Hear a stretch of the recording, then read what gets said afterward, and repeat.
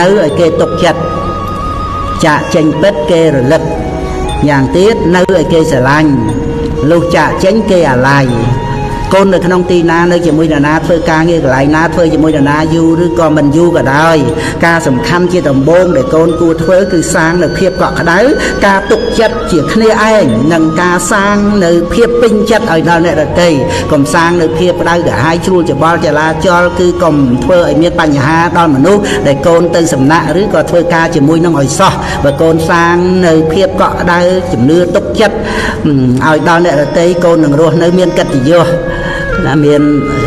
ច្រើនសត្វតែជាអ្នកស្រឡាញ់ចូលចិត្តសម្បូរមិត្តខ្សត់សត្រូវផ្ទុយមកវិញបើកូនសាងបញ្ហាគឺការក្តៅក្រហាយឲ្យដល់គេកូន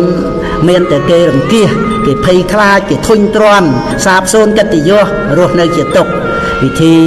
សាងនៅភាពកក់ក្តៅការពេញចិត្តនិងការទុកចិត្តនោះគឺថាចេះលះបង់